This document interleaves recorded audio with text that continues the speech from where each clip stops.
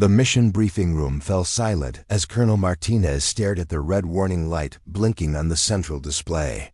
Falcon 7, their most advanced stealth fighter, was 200 miles over hostile territory with a catastrophic hydraulic failure. The pilot's voice crackled through the speakers, calm but edged with tension. "Before we jump back in, tell us where you're tuning in from, and if this story touches you, make sure you're subscribed because tomorrow I've saved something extra special for you." "Control, I'm showing complete loss of primary hydraulics. The secondary system is fluctuating. Controls are getting sluggish.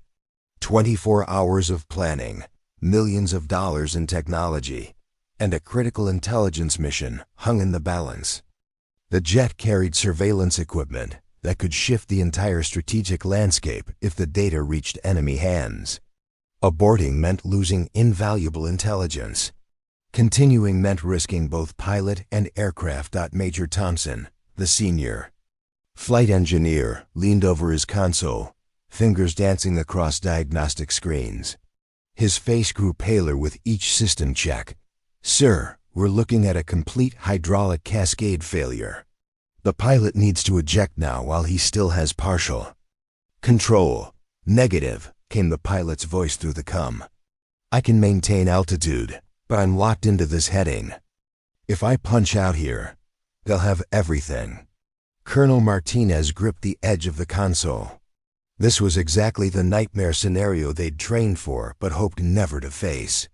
The Falcon 7 represented 3 years of development and carried technology that couldn't fall into the wrong hands. But more importantly, Lieutenant Commander Jake Rodriguez was one of their best pilots, and his life was on the line. "Options?" Martinez demanded. Thompson's voice cracked slightly. "There are none, sir.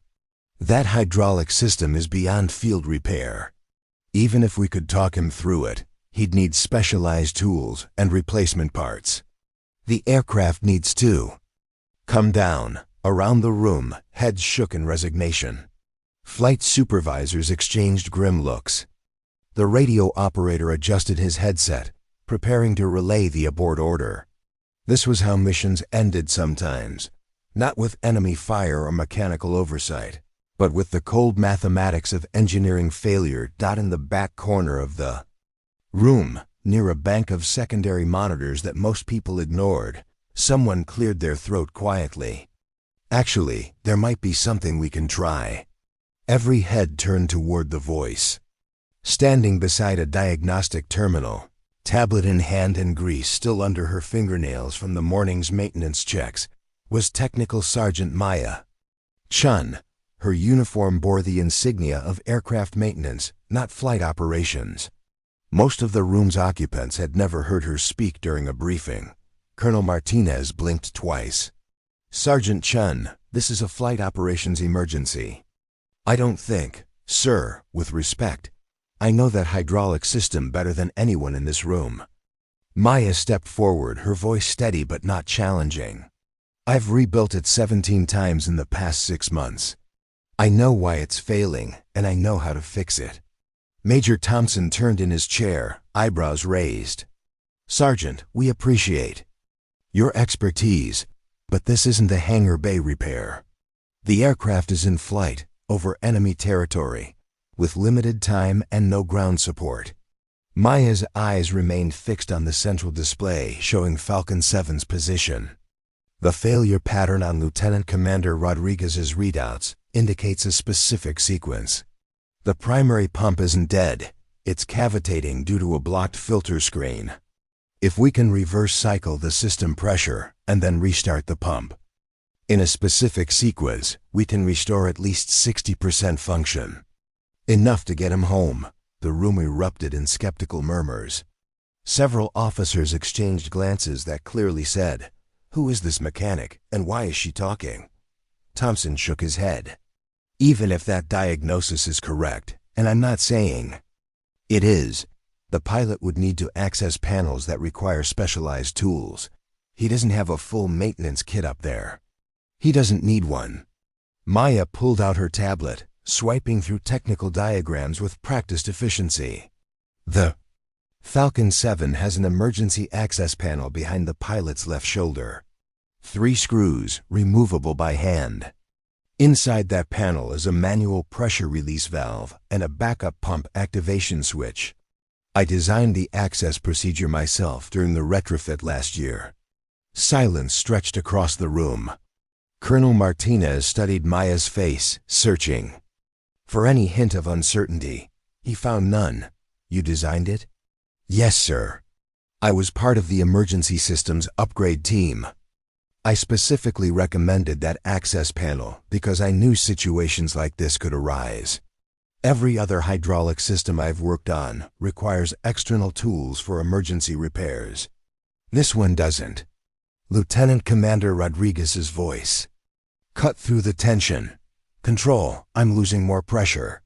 Whatever we're going to do, we need to do it now. Thompson leaned into his microphone. Jake, can you maintain the current heading for another 10 minutes? Affirmative, but after that, I'm looking at a dead stick situation. Colonel Martinez turned back to Maya. Sergeant, if you're wrong about this, we lose both pilot and aircraft. If we do nothing, we lose them anyway. Maya's voice carried no bravado, just simple fact. Sir, I've spent 3 years studying every component of that hydraulic system. I've traced every line, tested every valve, and documented every failure mode. This isn't guesswork.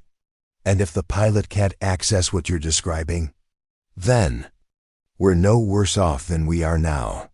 Maya moved to the communication console. But Lieutenant Commander Rodriguez is good with his hands. I've seen him work. If anyone can do this, he can.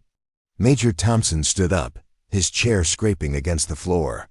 Colonel, I have to advise against this. We're talking about having a pilot perform complex mechanical repairs while flying a damaged aircraft in hostile airspace. The risk is the same whether we try this or not, Maya interrupted quietly. Either way, he needs to bring that aircraft down. The only question is whether he has working controls when he tries. The radio crackled again. Control, I'm getting intermittent warning tones now. Primary hydraulics are showing 0 pressure. Colonel Martinez looked around the room one more time. His flight operations team stared back with expressions ranging from skepticism to resignation. Only Maya seemed certain. Sergeant Chun, if we do this, you're talking him through it? Yes, sir. And you're confident in this procedure? Maya glanced at her tablet one more time, then set it aside. Sir, I've run this scenario in my head 100 times. I know every bolt, every connection, every possible complication. If the pilot follows my instructions exactly, I can get him home. Thompson shook his head slowly. This is insane. She's a mechanic, not a flight engineer. There are protocols. The protocols are about to get our pilot killed. Maya's voice remained calm, but there was steel underneath. Sir, I understand this is unusual, but unusual problems require unusual solutions. Colonel Martinez weighed his options in the space of 3 heartbeats. Standard procedure said to order the ejection. Air Force regulations said flight repairs were handled by flight engineers, not maintenance personnel. But the red lights on his display said they were already outside the realm of standard anything. Rodriguez, are you hearing this conversation? Affirmative. Control, I'm ready to try whatever Sergeant Chun has in mind. Sergeant Chun, you have my authorization. Talk him through it. Maya moved to the primary communication station, adjusting the headset with steady hands. Lieutenant Commander Rodriguez, this is Technical Sergeant Chun. I need you to listen carefully and follow my instructions exactly. Do you copy? Copy, Sergeant. I'm ready. First, I need you to feel behind your left shoulder for a small rectangular panel. It should be about 6 inches wide, 4 inches tall, with 3 screws holding it in place. Thompson watched from his console, shaking his head. Other officers gathered closer, drawn by the unprecedented situation unfolding before them. No one in the room had ever seen a mechanic take control of a flight emergency. Got it. Rodriguez's voice came through clearly. Panel located. 3 screws, like you said. Good. Remove those screws and set them in your pocket. Don't let them float around the cockpit. Maya's fingers moved across her tablet, calling up detailed schematics as she spoke. Her voice remained steady, professional, as if she were walking. Someone through a routine maintenance procedure instead of an emergency repair at 30,000 feet. Panels off. I'm looking at a lot of components I don't recognize. That's normal. You're looking for 2 specific items. First, a red valve handle about the size of your thumb. It should be on the left side of the opening, labeled press. REL. Do you see it? A pause. Negative. I see several small levers, but no red handle. Maya frowned, consulting her diagrams. Describe what you're seeing. Start from the left side. 3 silver levers, all about the same size. 2 blue switches. 1 black knob, and ... Wait. There's something red, but it's more like a button than a handle. That's it. The button is what we need, but don't touch it yet. Preparing and narrating this story took us a lot of time, so if you are enjoying it, subscribe to our channel. It means a lot to us. Now back to the story. Thompson moved closer to Maya's station. Are you sure about this? If he hits the wrong control, he won't. Maya's confidence was absolute. Rodriguez, next to that red button, you should see a black switch with 2 positions. It might be labeled pump or have an up-down arrow symbol. I see it. Black switch currently in the down position. Perfect. Here's what we're going to do, and the sequence is critical. When I give you the word, you're going to push that red button and hold it for exactly 5 seconds. Then you're going to flip the black switch up and hold it there for 10 seconds. Then flip it back down. Copy. Red button 5 seconds, black switch up for 10, then down. Colonel Martinez watched the drama unfold, acutely aware that they were attempting something that had never been tried before. The manual for the Falcon 7 contained no procedures for in-flight hydraulic repairs. They were writing new protocols in real time. Rodriguez, before we start, I need to know your current status. How are your controls feeling? Sluggish but responsive. I can maintain heading and altitude, but turns are getting more difficult. That's exactly what I expected. After this procedure, you should notice improvement within 30 seconds. If it doesn't work, your controls will continue to degrade. But they won't get worse any faster than they already are. Understood. Maya looked around the room one final time. Every person was focused on her, waiting. The weight of responsibility pressed down like a physical force, but her hands remained steady. All right, Rodriguez. Execute the sequence. Push the red button now. The room held its breath as seconds ticked by. Maya counted silently, her eyes fixed on the hydraulic pressure readings displayed on the main screen. 5 seconds, release the button and flip the switch up. More waiting. The pressure gauge needle trembled but didn't move upward. 10 seconds.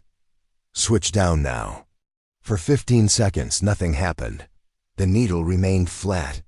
Thompson started to speak, but Maya held up one finger, then the needle jumped. I'm seeing pressure. Rodriguez's voice carried new energy. Primary hydraulics showing 30% and climbing. The gauge climbed steadily. 40%, 50, 60. At 70%, it stabilized. How do the controls feel?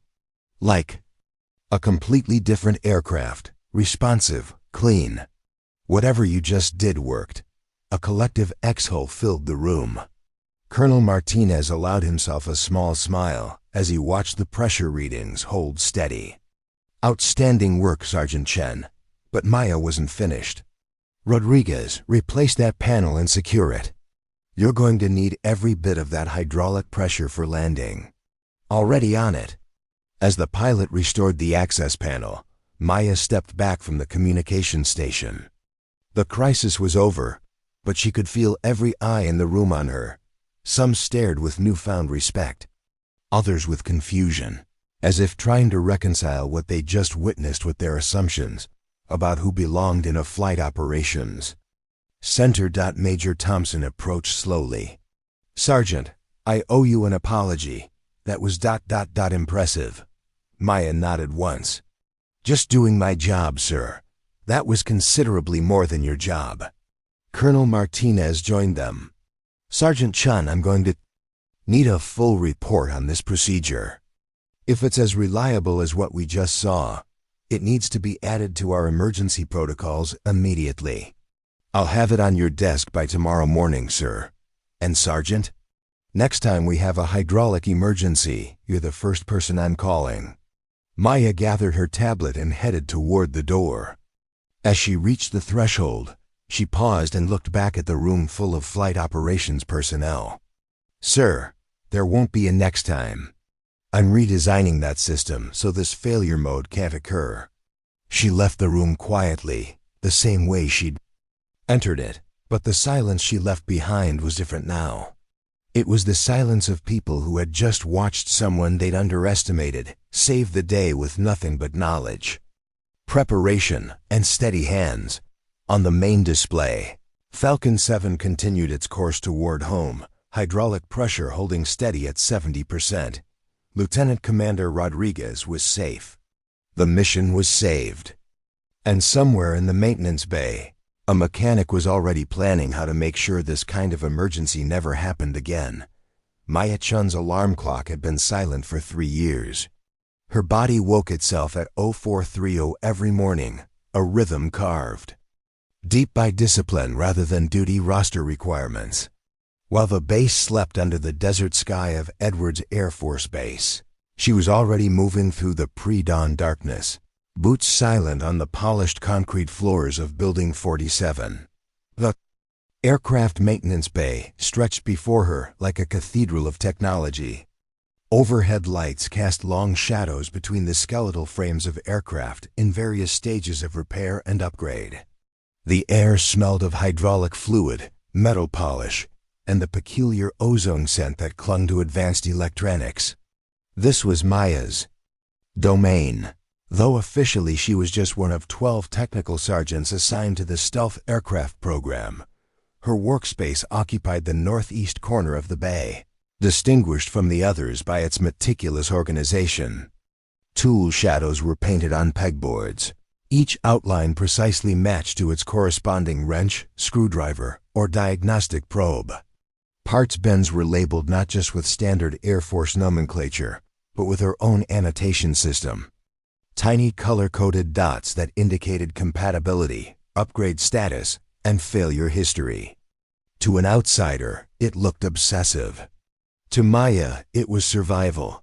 She pulled her work tablet from its charging dock and scrolled through the overnight maintenance reports. Falcon 3 needed a routine avionics check. Falcon 5 had a minor hydraulic leak that should take 20 minutes to repair. Falcon 8 was scheduled for a complete engine inspection that would consume most of her day. Standard workload for a Tuesday morning, but Maya's day never started with the official assignments. It started with her own inspection routine, a comprehensive sweep of every aircraft under her responsibility. She moved between the jets like a doctor making rounds, her trained eye catching details that others missed. A slight discoloration on a wing panel that might indicate stress fractures. The faint whine of a cooling fan running outside normal parameters. The barely perceptible vibration in a landing gear strut that suggested bearing wear. Most mechanics worked on aircraft. Maya understood them. The first time she'd touched a Falcon Series jet, 18 months ago, she'd spent 3 hours just running her hands along its surfaces. The crew chief laughed, calling her the aircraft whisperer. Maya hadn't laughed back. She'd been listening to what the machine was telling her, learning the baseline sounds and sensations that would help her detect problems before they became failures. By 0600, the bay began filling with her colleagues. Dave Morrison arrived first, coffee in hand and yesterday's stubble on his chin. He was a good mechanic, 20 years in the Air Force, competent and reliable. He nodded to Maya as he headed to his workstation, stepping around a hydraulic lift.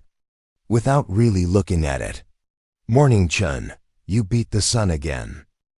"Couldn't sleep," Maya replied, though they both knew that wasn't true. Maya could sleep anywhere, anytime if she chose to. She simply chose to be here instead. Sarah Kim arrived next, followed by Tony Ricci and Mark Stevens. The day shift assembled. Gradually, each technician settling into their familiar routines. Maya watched them work, noting their different approaches to the same tasks. Dave relied on experience and intuition.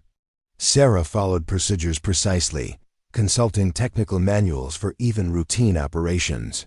Tony worked fast but sometimes cut corners. Mark was thorough but slow. All of them were qualified to work on the Falcon series. All of them could perform the required maintenance tasks competently. But Maya saw patterns they missed, connections they didn't make. When Dave replaced a faulty sensor, Maya noticed that the same sensor had been replaced on 2 other aircraft in the past month. A pattern that suggested a batch defect rather than random failure. When Sarah performed a scheduled inspection and found everything within tolerances, Maya spotted the subtle trend in bearing temperatures that indicated they were approaching the upper limit of acceptable wear. She kept these observations to herself mostly. The other mechanics were friendly enough, but they saw her as an overachiever, someone who made their own work look casual by comparison. They weren't wrong, exactly. Maya did work longer hours, did maintain more detailed records, did catch problems that others missed. But they misunderstood why. Master Sergeant Williams, the crew chief, understood Maya better than most. He was a 25-year veteran who'd worked on everything from transport helicopters to experimental fighters. When he'd first been assigned to oversee Maya's work, he'd expected to spend months correcting rookie mistakes and tempering excessive enthusiasm. Instead, he'd found himself learning new approaches to diagnostics and preventive maintenance. "Chun," he called from across the bay. "Williams wants to see you in his office." Maya set down her diagnostic probe and wiped her hands on a clean rag. Williams' office was a glass-walled cube overlooking the main work area, its walls covered with technical charts, maintenance schedules, and the occasional motivational poster that nobody read. Williams was seated behind his desk, reviewing a tablet full of reports. "Close the door and sit down." Maya complied, settling into the plastic chair across from his desk. Williams studied her for a moment before speaking. "I got a call from Colonel Martinez this morning. He wants to know more about your background." "My background, Master Sergeant?" "Your training, your experience, how you knew what to do yesterday." Apparently, Major Thompson is having trouble believing that a mechanic with 18 months on the Falcon program could diagnose a hydraulic failure that stumped flight engineers with 20 years of experience. Maya considered her response carefully. "I study the systems, Master Sergeant. I know how they work." Studying and knowing are different things. You didn't just know how to diagnose that failure, you knew exactly how to fix it.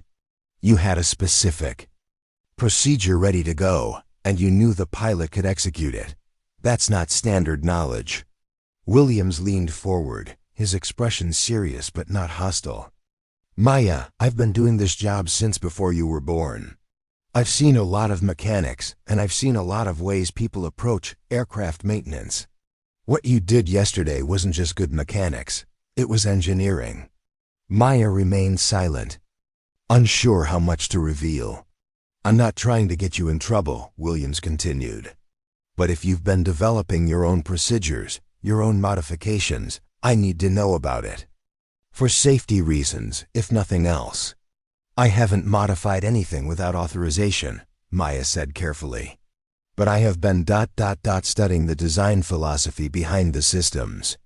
Understanding not just what each component does, but why it was designed that way." Studying how, Maya hesitated. The truth was complicated, and she wasn't sure Williams would understand. I have access to the technical libraries. I've been reading the original design documents, the engineering specifications, the test reports from the development program. Williams raised an eyebrow. Reading or memorizing? Both. How much have you read? All of it. Williams stared at her for a long moment. All of what? All of the documentation for the Falcon series. The structural analysis reports, the avionics integration studies, the hydraulic system specifications, the emergency procedures development notes, the complete technical library. That's thousands of pages of documentation. 14,732 pages, Maya corrected quietly. I've read it all at least twice. Some sections I've read more often. Williams leaned back in his chair, processing this information. Maya, that's not normal. Most technicians learn what they need to know for their specific jobs. They don't study the entire aircraft like they're trying to redesign it. I'm not trying to redesign anything. I just want to understand how everything connects. Why? The question hung in the air between them. Maya could give him the standard answer about professional development or thoroughness, but Williams deserved better than that. Because if I understand the system completely, I can predict how it will fail, she said finally. And if I can predict failure, I can prevent it, or fix it when prevention isn't enough. Williams nodded slowly. That's what happened yesterday, isn't it? You didn't just happen to know how to fix that hydraulic problem. You'd already thought through that failure mode. Yes, Master Sergeant. How many failure modes have you thought through? Maya consulted her mental catalog. For the hydraulic system alone, 47 distinct failure scenarios, with repair procedures for 31 of them. And for the other systems, all of them. Williams was quiet for a long time, staring out at the work bay where Maya's colleagues were going about their normal routines. Finally, he turned back to her. Maya, I'm going to ask you something, and I want an honest answer. Do you think you know these aircraft better than anyone else on this base? Maya considered the question seriously. She thought about the flight engineers who understood aerodynamics and mission planning. She thought about the pilots who flew the aircraft and felt their behavior in the air. She thought about the design engineers who had created the systems. In the first place, I know them differently, she said at last. I know how all the pieces fit together, how they interact, how they depend on each other. I know what happens when one piece fails and how that failure cascades through other systems. I don't know if that makes me better than anyone else, but it makes me thorough. Williams smiled for the first time in the conversation. Maya, thorough, doesn't begin to cover it. What you did yesterday saved an aircraft worth $200 million and a pilot's life. That's not just thorough, that's exceptional. He pulled a folder from his desk drawer and placed it in front of her. I'm recommending you for advanced technical training. There's a program at Wright-Patterson that specializes in systems integration and failure analysis. It's usually reserved for officers and senior NCOs, but I think you're ready for it. Maya looked at the folder but didn't open it. Master Sergeant, I appreciate the recommendation, but I'm needed here. Maya, this is an opportunity for career advancement. You could be designing and testing new systems instead of just maintaining existing ones. I like maintaining existing ones. I like knowing that the aircraft I work on will perform exactly as expected when someone's life depends on them. Williams studied her face, recognizing something familiar in her expression. There's more to it than that, isn't there? Maya was quiet for a moment, then nodded. My brother was a pilot. Army, not Air Force. He died in a helicopter crash 3 years ago. Equipment failure, maintenance error. A hydraulic line that should have been replaced wasn't. The aircraft went down during a medical evacuation mission. Williams understood. Immediately. And you became a mechanic to make sure that doesn't happen to anyone else. Something like that. Maya, You can't save everyone by being perfect. Nobody can maintain that standard forever. I can try. Williams closed the folder and put it back in his drawer. All right, but I want you to think about something. Yesterday, you saved the mission and a pilot because you knew more than anyone else in that room. But what happens when you're not there? What happens when someone faces a problem you haven't seen before? That's why I study everything. So I can see problems before they happen. But you can't be everywhere at once. And you can't work on every aircraft personally.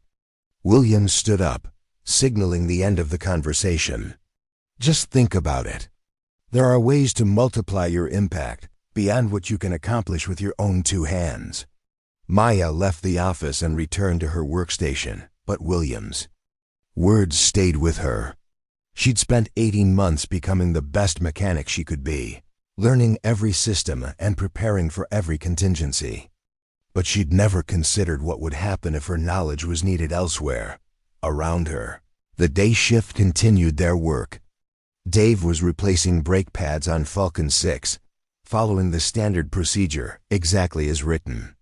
Sarah was running diagnostics on Falcon 2's communications array, methodically checking each component against specification. Tony was performing a routine inspection on Falcon 4, moving quickly through the checklist. All competent work. All performed by qualified technicians. All done according to proper procedures. But Maya saw the small details they missed. The slight irregularity in brake pad wear that suggested misaligned calipers. The intermittent signal dropout in the communications test that indicated a loose connection. The oil residue on Falcon 4's engine mount suggested a developing seal leak. She made notes on her tablet, planning to address each issue during the next maintenance cycle. But as she worked, she found herself thinking about Williams' question. What happened when she wasn't there? The answer troubled her more than she wanted to admit. Because for all her preparation and study, for all her detailed knowledge and careful attention, Maya Chun was still just one person. And there were a lot of aircraft that needed someone who understood them as completely as she did. Outside the bay windows, the sun climbed higher over the desert, casting harsh shadows across the flight line where Falcon 7 sat ready for its next mission. The hydraulic system Maya had repaired from 200 miles away was holding pressure perfectly, exactly as she'd predicted it would. But Maya wasn't looking at her success. She was looking at all the aircraft she hadn't touched yet, all the systems she hadn't personally verified, all the potential failures she hadn't yet prevented. There was so much work still to do. The technical library at Edwards Air Force Base closed at 1800 hours, but Maya had discovered that the digital access terminals remained active until 2200. While other technicians spent their evenings at the base recreation center or in their quarters watching movies. Maya occupied a corner workstation in the empty library, surrounded by stacks of printed schematics and her ever-present notebook. Tonight, she was deep into the metallurgical analysis reports for the Falcon series airframe. The documents were dense with mathematical formulas and stress calculations, written by engineers with advanced degrees for other engineers with advanced degrees. Maya had no formal engineering education beyond her technical training courses, but she had something else, an intuitive understanding of how materials behaved under stress. She traced her finger along a graph showing fatigue cycles for titanium-aluminum alloy components. The data revealed subtle patterns that the original engineers had noted, but not fully explored. Under specific temperature and pressure combinations, the metal exhibited microscopic crystalline shifts that could accumulate over time. It wasn't dangerous. The safety margins were enormous, but it was predictable. Maya opened her notebook and began sketching a modification to the inspection protocol. Instead of checking these components every 500 flight hours as currently specified, the inspection interval could be dynamically adjusted based on mission profiles. Aircraft that flew more high-altitude missions would need more frequent checks. Aircraft used primarily for low-altitude training could safely extend the intervals. Her pen moved quickly across the page, calculating stress coefficients and plotting inspection schedules. She'd been developing these enhanced maintenance protocols for 8 months now, ever since she'd first noticed discrepancies between theoretical failure rates and actual component performance. The official procedures were conservative and effective, but they weren't optimized. Maya's modifications could reduce unnecessary maintenance while improving safety margins. A quiet footstep made her look up. Master Sergeant Williams stood beside her table, studying the scattered documents and calculations. "Working late again, Chun?" "Just some light reading, Master Sergeant." Maya gestured at the metallurgy report. "Did you know that the stress analysis for wing root connections was based on atmospheric conditions that don't actually exist at our operational altitudes?" Williams sat down across from her, his expression a mixture of amusement and concern. "Maya, it's 2,130 hours. Most people your age are out having fun. This is fun." Maya meant it.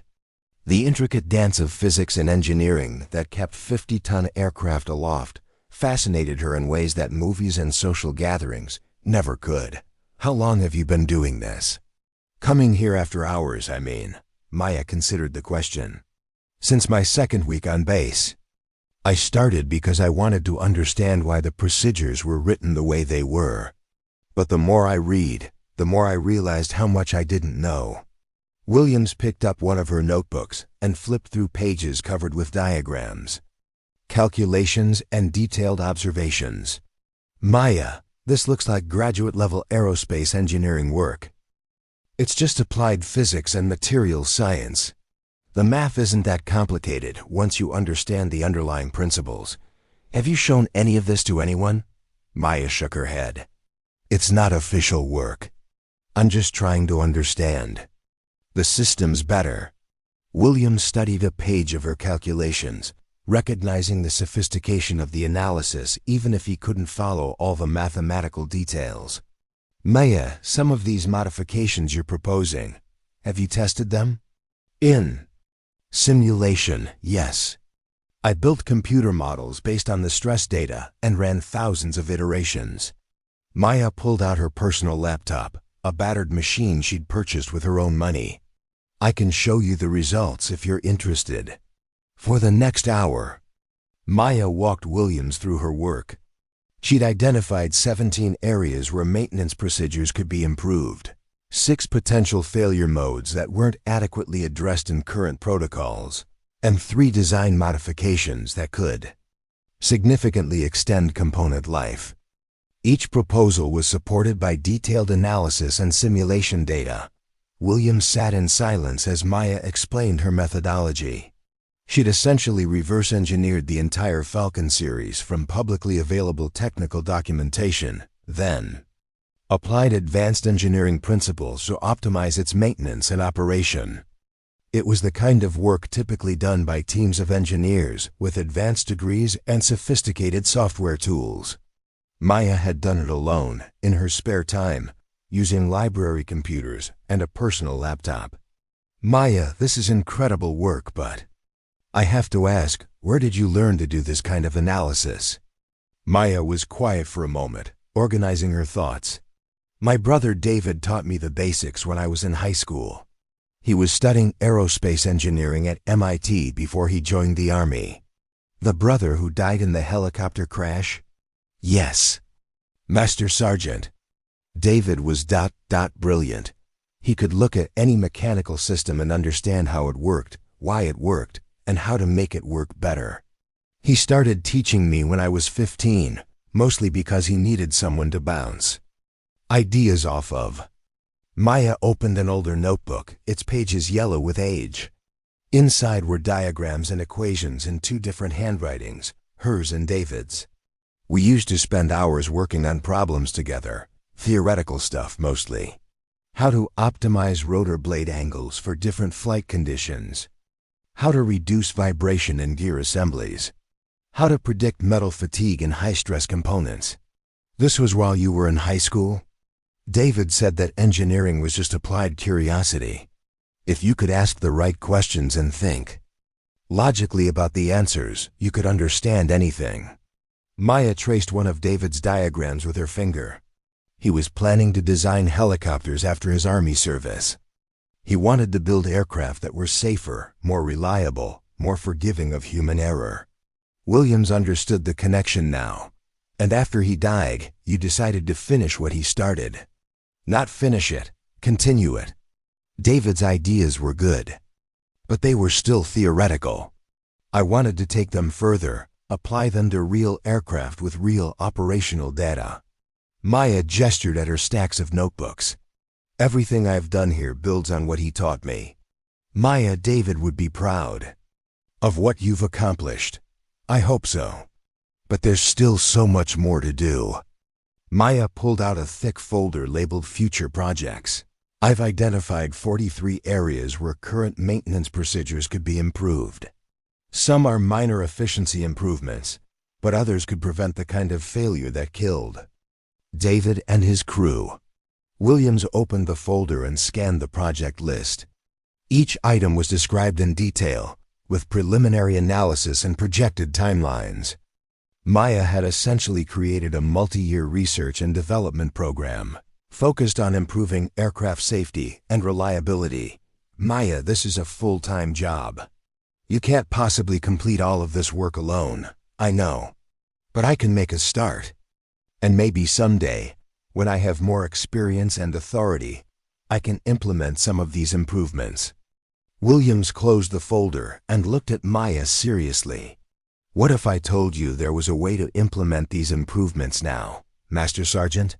The Air Force has programs for technical innovation, grants for research projects, partnerships with universities, opportunities for enlisted personnel to contribute to official development programs. Your work is good enough to qualify for any of them. Maya shook her head. I'm just a technical sergeant. Those programs are for officers and civilians with advanced degrees. Maya, yesterday you saved a $250 million aircraft and a pilot's life using knowledge and procedures that don't exist in any manual. That's not just anything. Williams stood up and began gathering her notebooks. I'm confiscating these, Master Sergeant. Relax, I'm not throwing them away. But I am taking them to Colonel Martinez tomorrow morning. It's time someone with actual authority saw what you've been working on. Maya felt a surge of panic. Sir, that's not necessary. I don't need recognition this isn't about recognition. It's about impact. Williams tucked the notebooks under his arm. Maya, you've spent 2 years developing improvements that could save lives and millions of dollars. Those improvements are useless if they stay locked in your personal notebooks. But what if the colonel thinks I'm overstepping my role? What if he recognizes that the Air Force has a technical genius disguised as a mechanic and decides to give her the resources she needs to do her job properly? Williams smiled. Maya, trust me on this. Your work is too important to keep hidden. After Williams left, Maya sat alone in the empty library, surrounded by the technical manuals that had become her second education.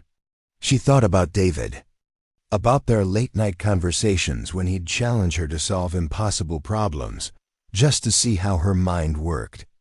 He'd always said that the best engineers weren't the ones with the most impressive credentials. They were the ones who could see connections that others missed. Maya had been seeing connections for 2 years now, building a comprehensive understanding of how complex systems could be made safer and more reliable. But Williams was right. Knowledge without implementation was just intellectual exercise. She closed her laptop and gathered the remaining documents. Tomorrow her private research project might become something more. The thought terrified and excited her in equal measure. Walking back to her quarters under the desert stars, Maya passed the flight line where Falcon 7 sat ready for its next mission. The hydraulic repairs she'd guided from 200 miles away were holding perfectly, exactly as her calculations had predicted they would. But that success had been reactive, fixing a problem after it occurred, Her real work, the research filling dozens of notebooks and computer files, was about prevention. It was about understanding systems so completely that failures could be anticipated and avoided before they endangered lives. It was about creating aircraft that were worthy of the pilots who flew them and the mechanics who maintained them. David had dreamed of designing helicopters that wouldn't fall from the sky due to preventable mechanical failures. Maya was turning that dream into reality, one calculation at a time, one improved procedure at a time, one saved life at a time. The desert wind carried the faint sound of jet engines warming up for a night training mission. Somewhere in the darkness, pilots were trusting their lives to aircraft maintained by people like Maya. The responsibility was enormous, but so was the opportunity. Tomorrow, that opportunity might expand beyond anything Maya had imagined. Her private research might become official policy.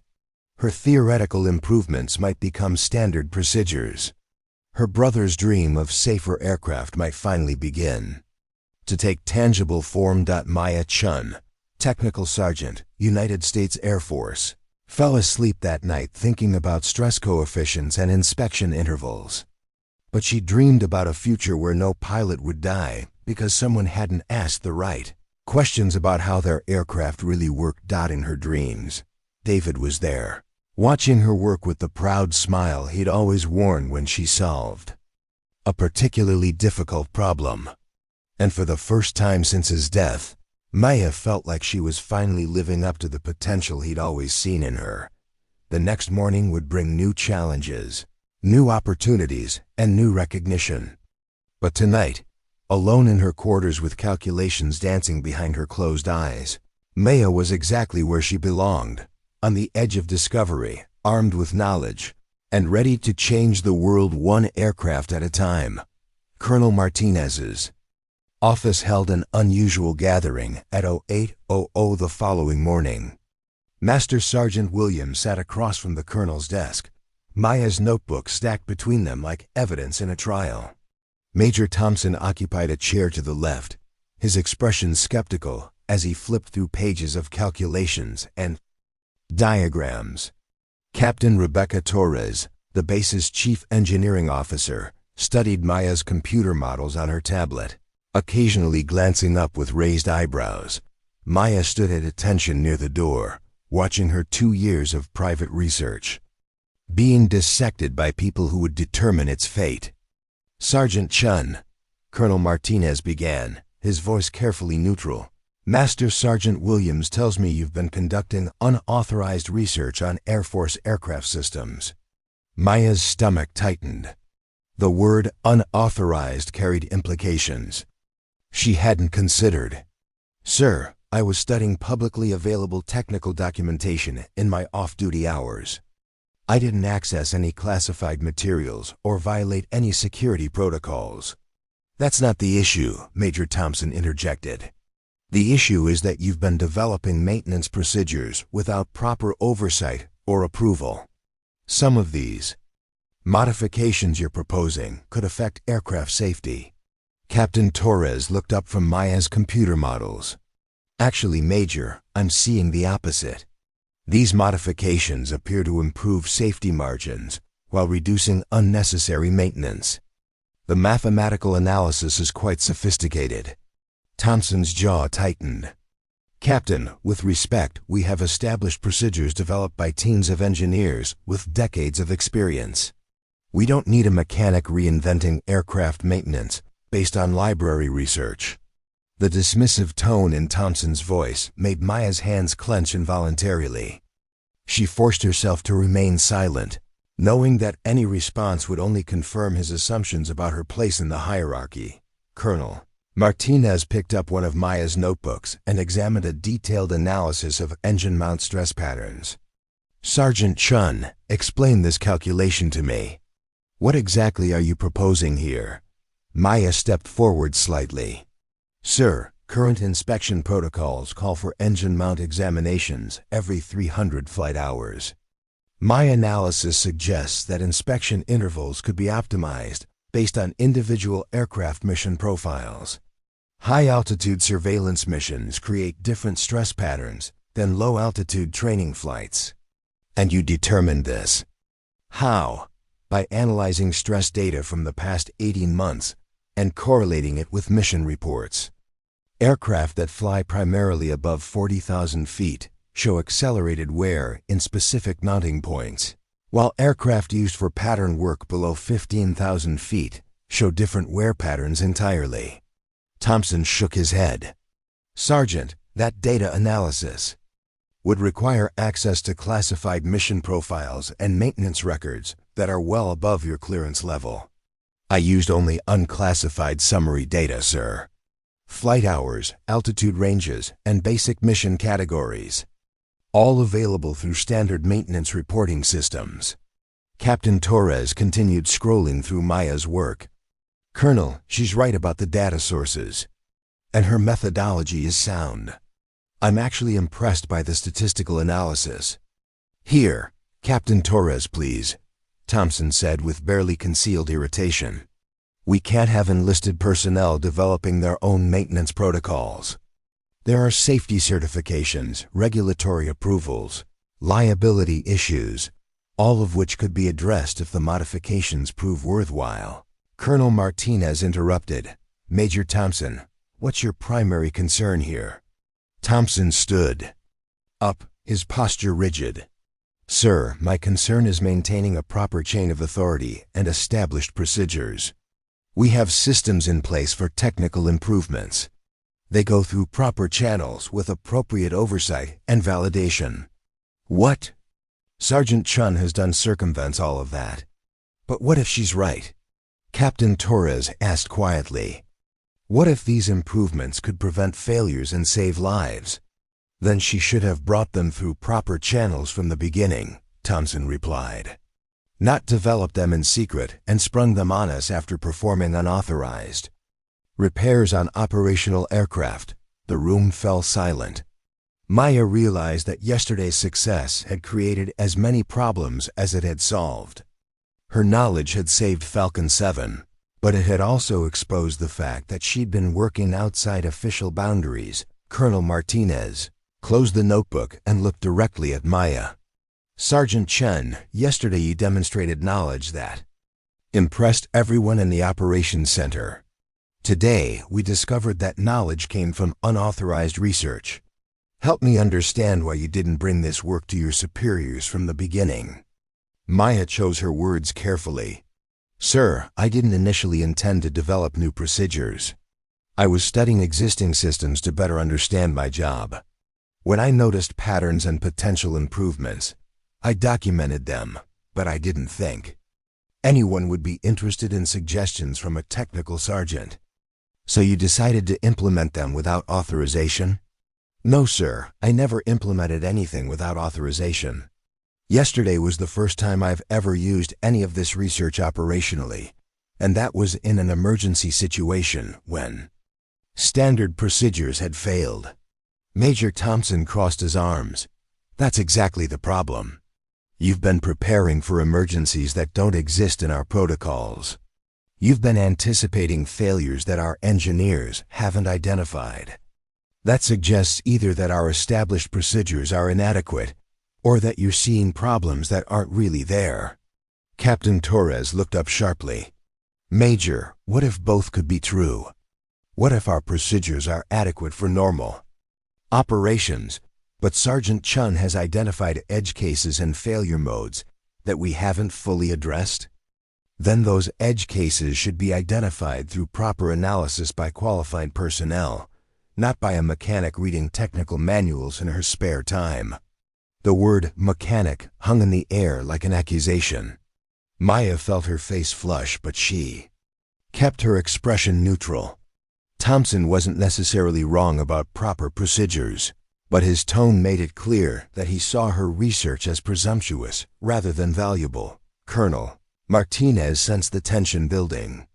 Let's focus on the specifics.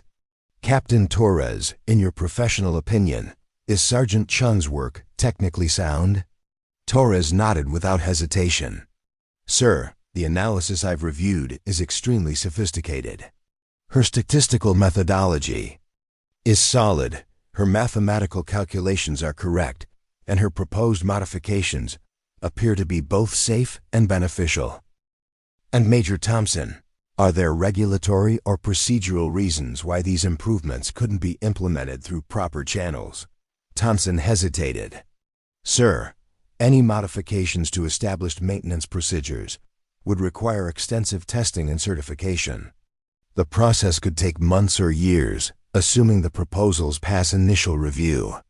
Which brings us back to the fundamental question, Colonel Martinez said. Sergeant Chun, why didn't you submit these proposals through official channels? Maya had been dreading this question because the honest answer would sound presumptuous. Sir, I didn't think they would be taken seriously coming from an enlisted technician. I thought I needed more experience and authority before anyone would consider them. So you decided to develop them in isolation instead of seeking mentorship or guidance? Yes, sir. I realize now that was a mistake. Major Thompson leaned forward. It was more than a mistake, Sergeant. It was a violation of proper procedure and chain of command. Technical improvements come from engineering departments and research facilities, not from maintenance personnel working alone. Captain Torres set down her tablet. Major, with respect, some of the best engineering innovations have come from people working directly with the equipment. Mechanics often see problems that engineers miss because they interact with the systems differently. That may be true in theory, Captain, but it doesn't justify circumventing established procedures. Colonel Martinez raised his hand, stopping the argument. Enough. Here's what I see. We have a technical sergeant who possesses exceptional knowledge and has demonstrated the ability to solve problems that stumped more senior personnel. We also have legitimate concerns about unauthorized research and circumvention of proper procedures. He stood up and walked to the window overlooking the flight line. The question is how we move forward. Major Thompson, if we were to pursue formal evaluation of Sergeant Chun's proposals, what would that process look like? Thompson consulted his tablet.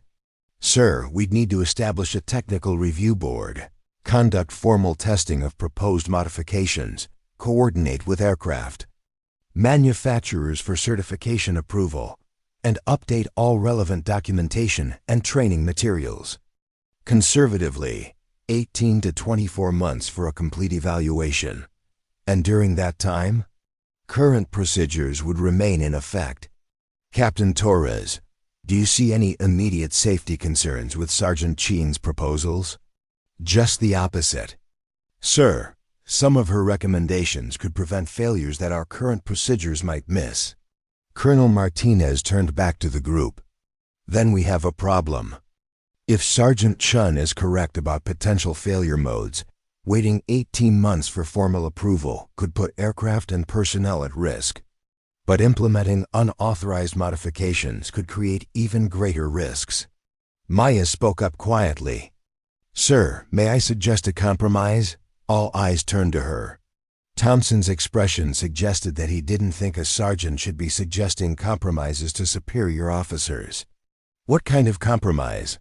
Colonel Martinez asked. Implement my diagnostic. Improvements immediately, but delay any procedural changes pending formal review. The enhanced diagnostics don't modify standard procedures. They just provide additional information that could help identify problems earlier. Captain Torres nodded approvingly. That's actually a smart approach. We could validate the diagnostic. Improvements through operational use while conducting formal evaluation of the procedural changes. Major Thompson shook his head. Colonel, I must advise against this. We'd essentially be conducting unauthorized field testing of unproven modifications. Or we'd be gathering additional safety data using enhanced monitoring protocols. Torres countered. There's a significant difference. Colonel Martinez considered both arguments.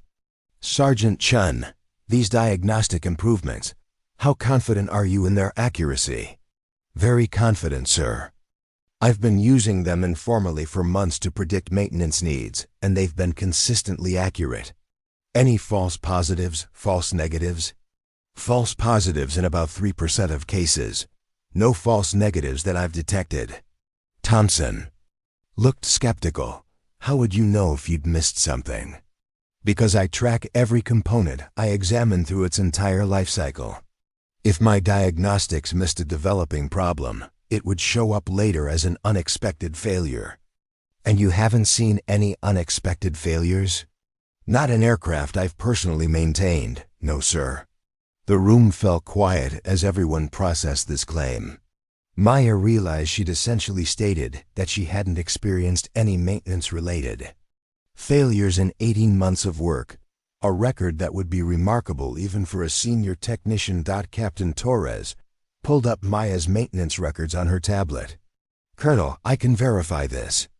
Sergeant Chun's aircraft have had 0 unscheduled maintenance events related to systems she's inspected. Major Thompson's expression shifted from skeptical to concerned. That's statistically improbable, unless her diagnostic methods are significantly more effective than standard procedures. Torres replied. Colonel Martinez sat back down, his decision-making process visible on his face.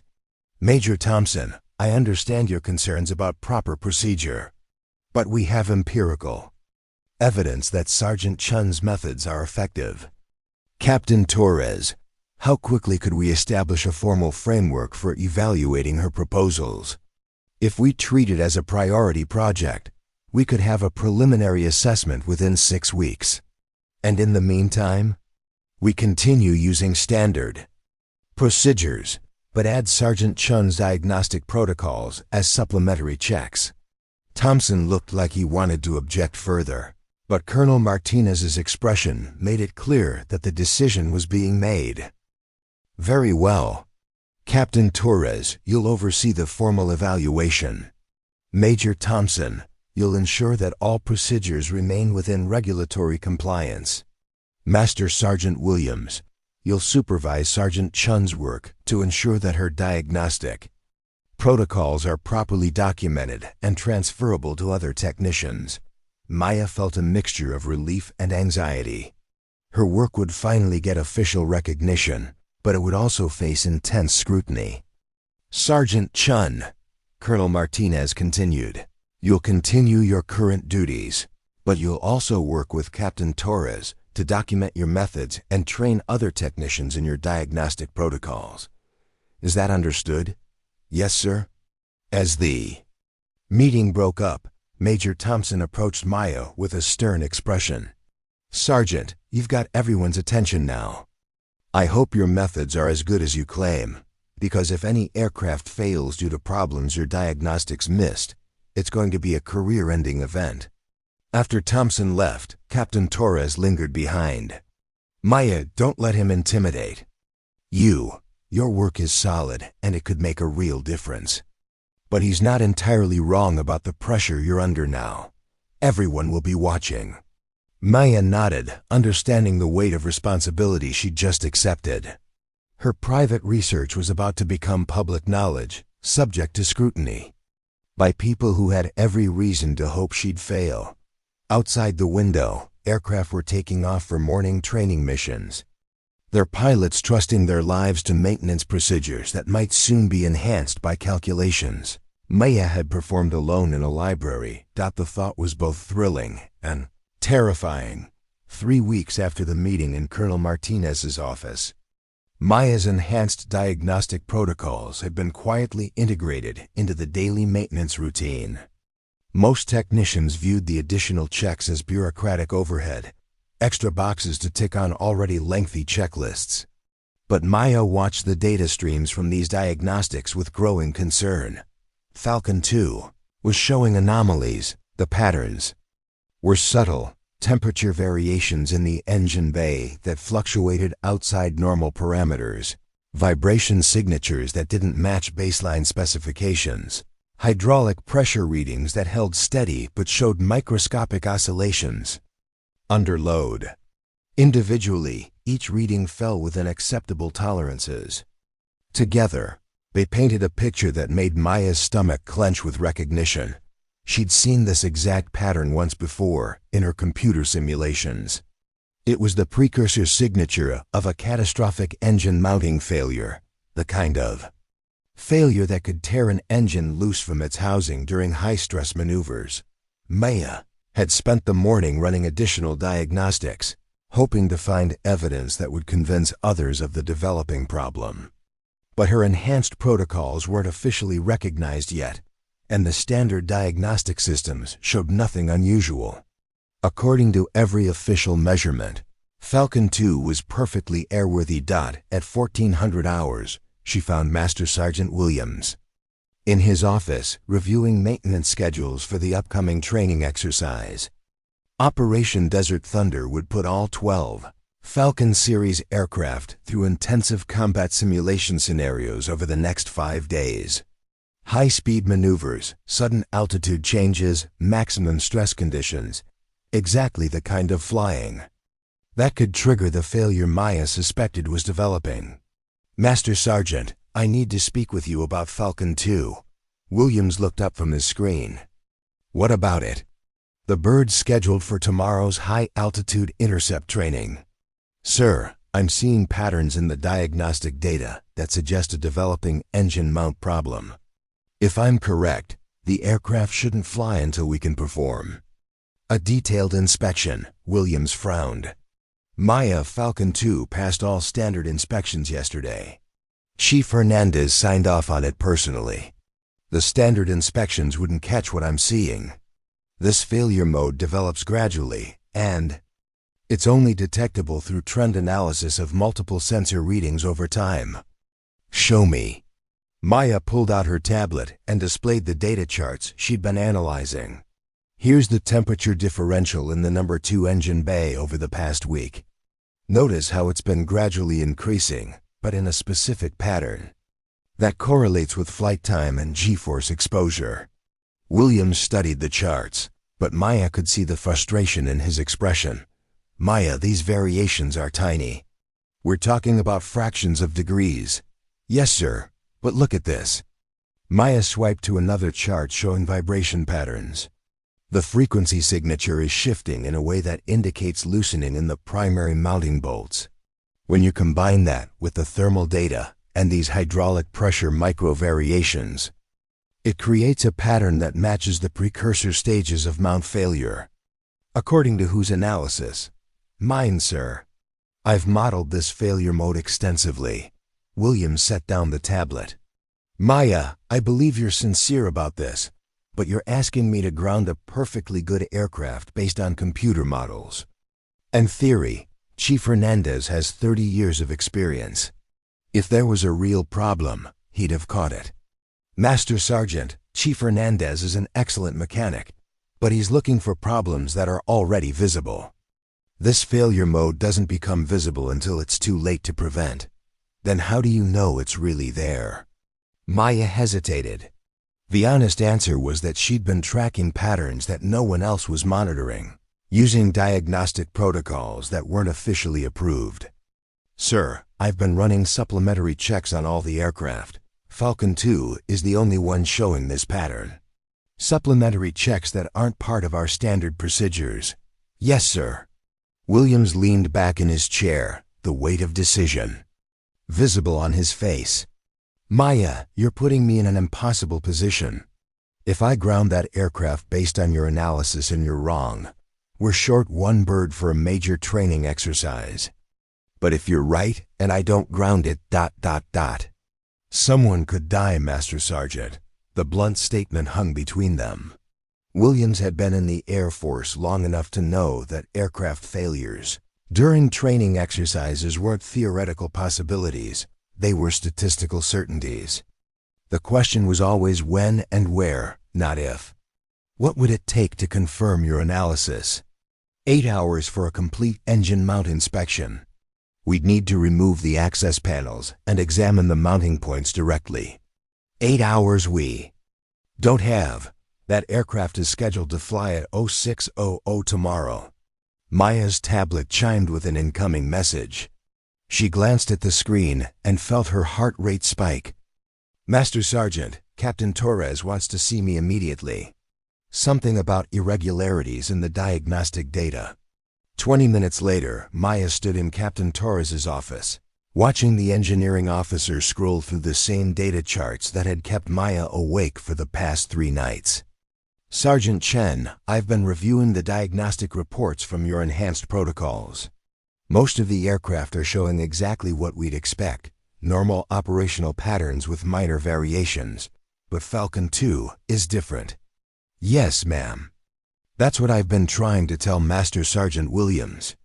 Your analysis suggests this aircraft is approaching the critical failure point." "That's correct, ma'am." Captain Torres pulled up a technical schematic on her screen.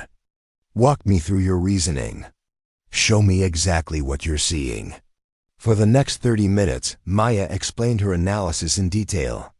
She showed how the thermal patterns indicated stress concentration in specific mounting points, how the vibration signatures revealed loosening hardware, and how the hydraulic variations suggested that the engine was beginning to shift position under load. Torres asked penetrating questions, challenging Maya's assumptions and testing her understanding of the underlying physics. But as the explanation continued, the captain's expression shifted from skepticism to concern. "Sergeant, if your analysis is correct, how much time do we have before failure becomes likely?" "Under normal flight conditions, probably several weeks. But under high-stress conditions like the planned training exercise, it could happen at any time." "And if it happens during flight?" Maya consulted her simulation data. "Catastrophic engine separation. The pilot would have maybe 30 seconds to eject before complete loss of control." Torres was quiet for a long moment, staring at the data displays. "Sergeant, I need you to understand something.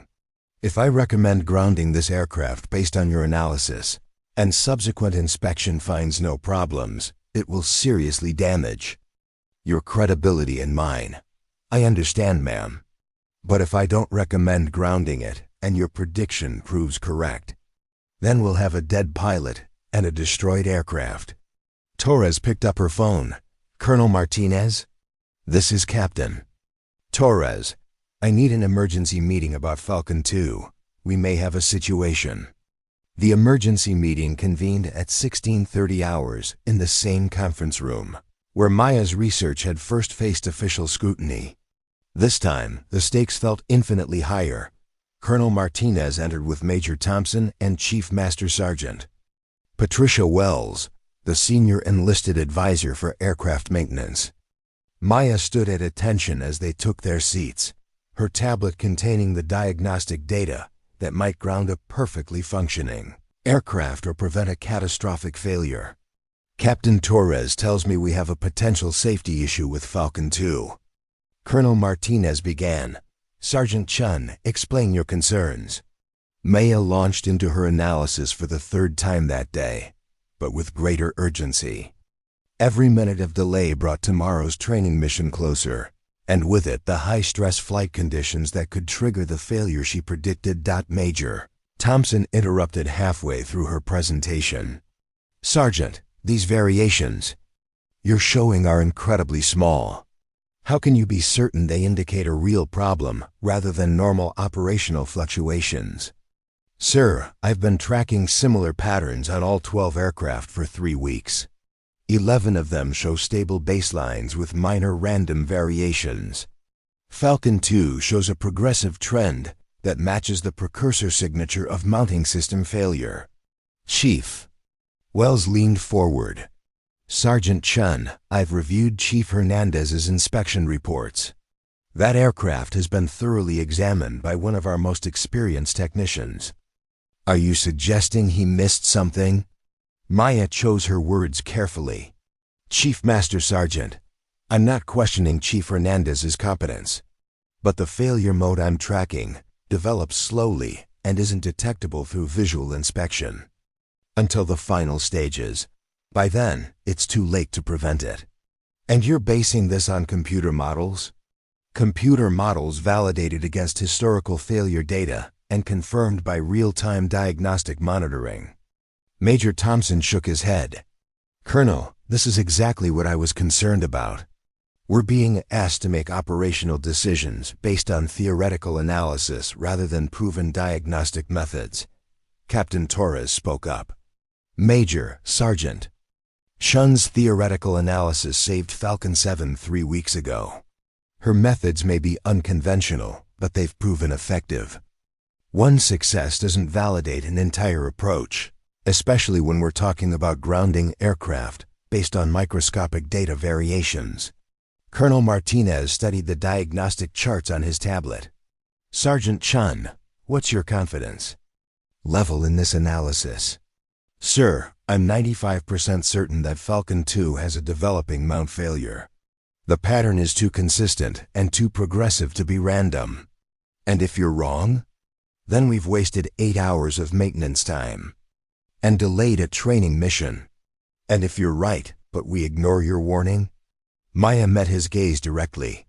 Then tomorrow's training mission becomes a search and rescue operation. The room fell silent. Colonel Martinez looked around the table, seeing the conflict between established procedures and emerging possibilities reflected in each face. Chief Wells, how long would it take to perform the inspection Sergeant Chin is recommending? 8 hours minimum, sir. We'd need to remove engine cowlings, access panels, and inspect every mounting point individually. And if we find nothing wrong, then Falcon 2 goes back into service, and we have some serious questions about the reliability of Sergeant Chun's diagnostic methods. But if we find what she's predicting, then we potentially save a pilot's life and prevent the loss of a $200 million aircraft. Colonel Martinez stood up and walked to the window overlooking the flight line. Falcon 2 sat in the early evening light, looking perfectly normal to anyone who didn't know what subtle signs to look for. Major Thompson, what's your recommendation? Thompson's jaw was tight. Sir, I recommend we proceed with the scheduled training mission. We have established procedures for aircraft safety, and those procedures indicate that Falcon 2 is airworthy. Captain Torres? Sir, I recommend we ground the aircraft pending detailed inspection. The potential consequences of ignoring Sergeant Chun's analysis are too severe to risk. Chief Wells? The senior enlisted advisor was quiet for a moment. Sir, this is a judgment call. Both recommendations have merit. But I keep thinking about something. 3 weeks ago, Sergeant Chen diagnosed a problem that our standard systems missed. The pattern recognition that saved Falcon 7 is the same capability she's applying here. Colonel Martinez turned back to the group. Sergeant Chen, if we perform this inspection and find the problems you're predicting, what does that mean for the other aircraft? Sir, it means we need to examine all of them using enhanced diagnostic protocols. And it means we need to revise our maintenance procedures to catch this failure mode before it becomes critical. And if we don't find anything? Maya straightened her shoulders. Then I was wrong, sir. And I'll accept whatever consequences come from that. Colonel Martinez looked at his watch. It's 1700 hours.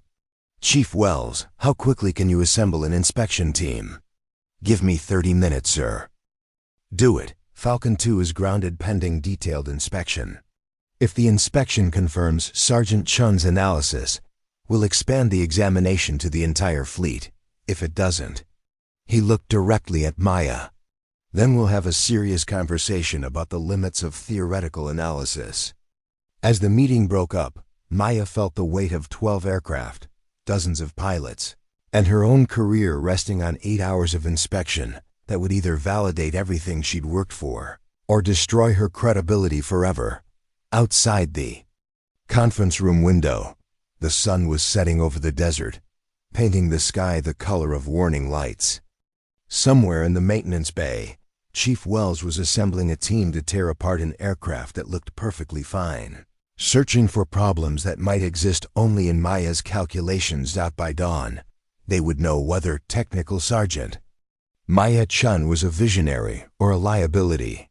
Either way, there would be no going back. At 2,200 hours, hangar bay lights blazed like daylight as Chief Master Sergeant Wells's inspection team surrounded Falcon 2. Maya stood at the edge of the work. Area, officially there as a technical consultant, but feeling more like a defendant awaiting verdict. 8 hours stretched ahead, 8 hours that would either vindicate her revolutionary diagnostic methods or end her career in spectacular failure. Chief Hernandez led the disassembly, his weathered hands moving with practiced efficiency as he removed access panels Maya had specified. His initial skepticism was evident in every deliberate movement, each careful placement of screws and fasteners designed to prove that this expensive exercise would find nothing wrong with his aircraft. Panel 7 Alpha removed, Hernandez called out, his voice echoing in the vast hangar. Mounting point 1 visible for inspection. Maintenance specialist Roberto Silva peered into the opening with a high-powered flashlight, examining the engine mount that Maya's calculations suggested was failing. For 30 seconds, he remained silent, his light moving methodically across metal surfaces that should have shown obvious signs of stress if Maya was correct. Mount appears normal, Silva announced. No visible cracking, no loose hardware, no unusual wear patterns.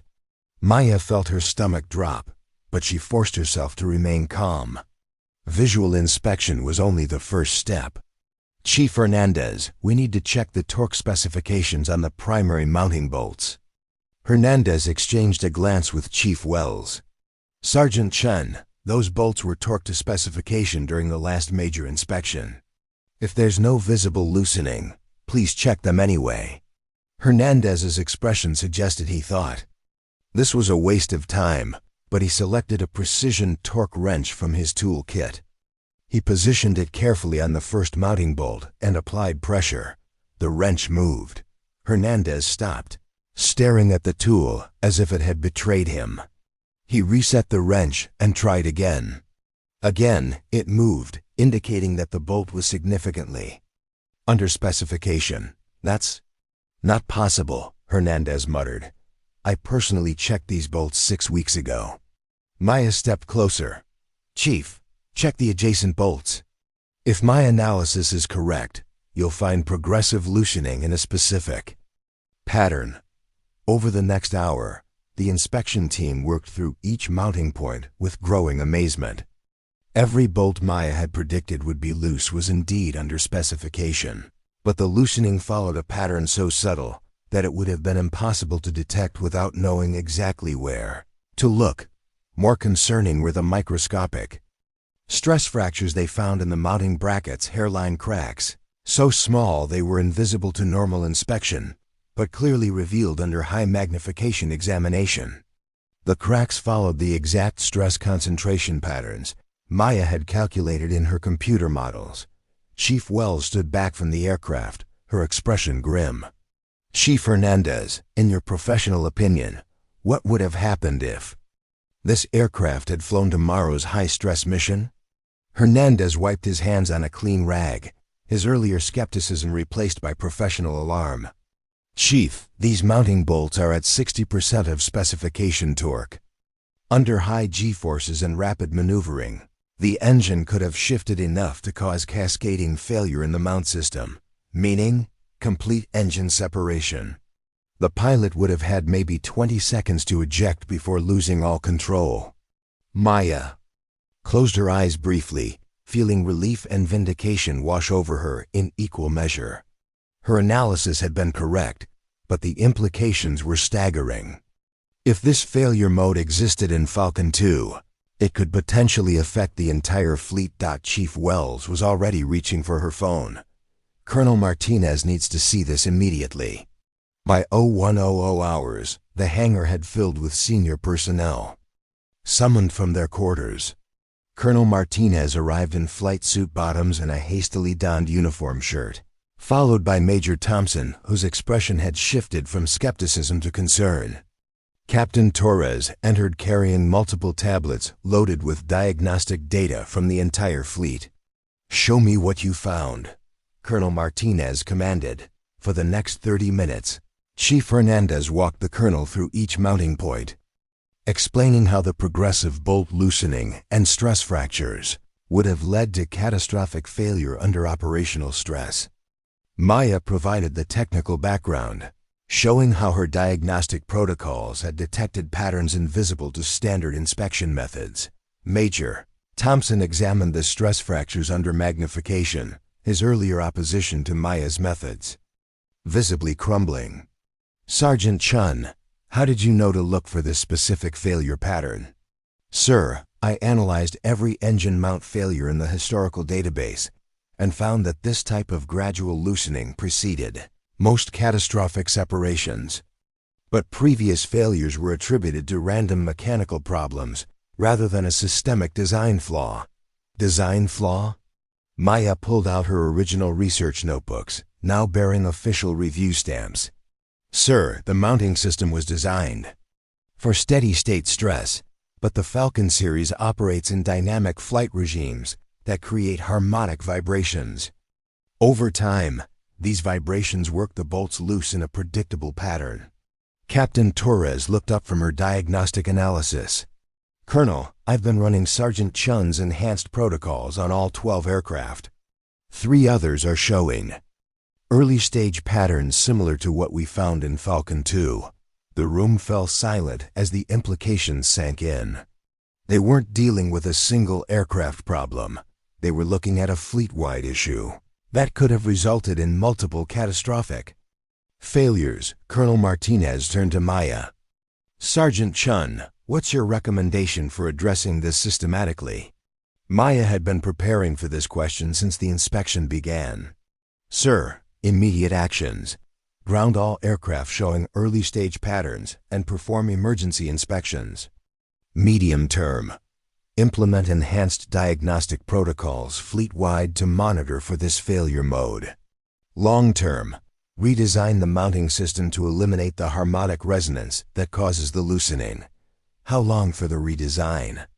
6 months for engineering analysis, another 6 for testing and certification. But we can implement interim fixes immediately that will prevent the problem from recurring. Major Thompson looked stunned.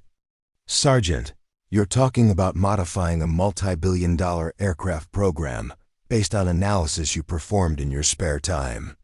Sir, I'm talking about preventing pilots from dying due to a predictable mechanical failure.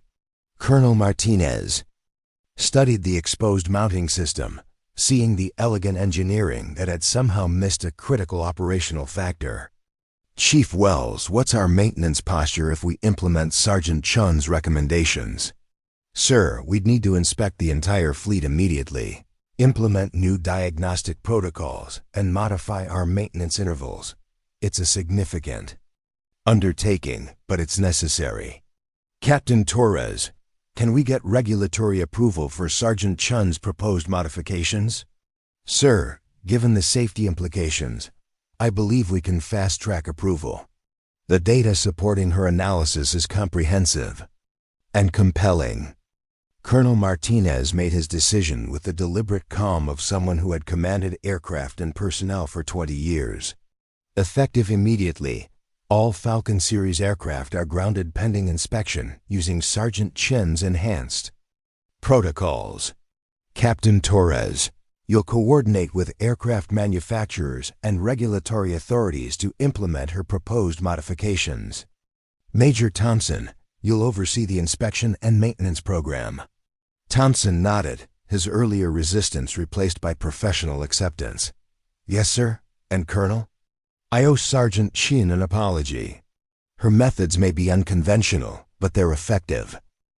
As the senior officers began discussing implementation details, Maya found herself standing alone beside Falcon 2, looking at the exposed engine mounts that had nearly killed a pilot.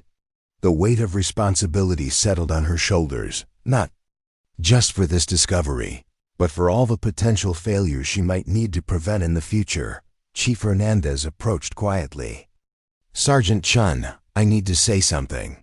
Maya turned to face the veteran mechanic who had initially doubted her analysis. I've been working on aircraft for 30 years, Hernandez said.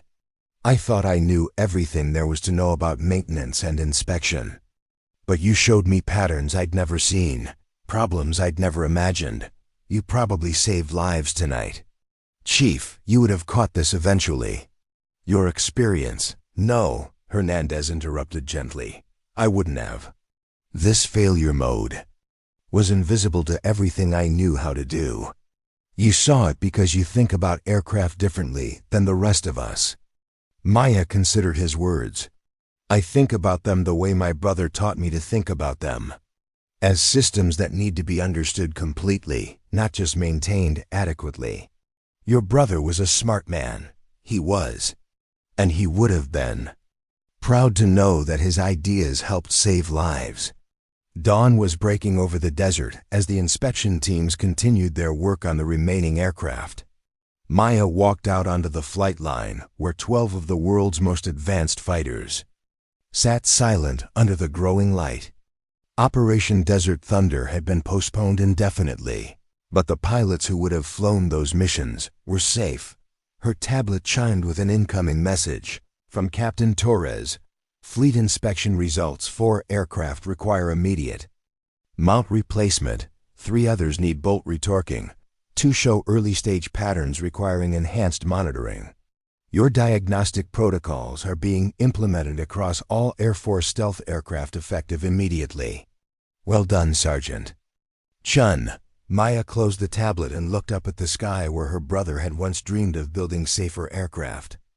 David's vision of engineering that prioritized pilot safety over everything else was finally becoming reality, implemented through calculations performed in late night library sessions and validated by real aircraft carrying real people. Her phone buzzed with a text from Master Sergeant Williams. Maya, Colonel Martinez wants to see you at 0800. Bring your research notebooks. All of them. I think your career is about to change significantly. Maya smiled as she watched the sun climb higher, painting the aircraft in shades of gold and possibility. She had started as just a mechanic with unauthorized research and unconventional ideas. But as the base awakened around her and word spread about the discovery that had prevented multiple catastrophic failures, Maya realized she was something else entirely. She was an engineer who happened to wear a mechanic's uniform. She was a visionary who spoke the language of wrenches and diagnostic codes. She was the person who had proven that expertise could emerge from anywhere, that critical insights could come from unexpected sources, and that sometimes the most important discoveries were made by people who were told they weren't qualified to make them. Most importantly, she was the technical sergeant who had kept pilots safe by understanding aircraft better than anyone thought possible. As she walked back toward the hangar, where teams were implementing her diagnostic protocols on a fleet worth billions of dollars, Maya carried her tablet containing the next phase of research: improvements to avionics systems, enhancements to flight control software, and modifications to structural components that could make aircraft even safer and more reliable. The work was far from finished. David's dream of aircraft that didn't fall from the sky due to preventable failures was still being built. One calculation at a time, one improved procedure at a time, one saved life at a time. But now Maya wasn't building that dream alone in empty libraries and quiet simulator rooms. Now she had the resources, authority, and recognition to make changes that could protect every pilot who trusted their life to the aircraft she understood better than anyone else. The backup mechanic had become the lead engineer, and the sky had never been safer. Up next, you've got 2 more standout stories right on your screen. If this one hits the mark, you won't want to pass these up. Just click and check them out. And don't forget to subscribe and turn on the notification bell so you don't miss any upload from us.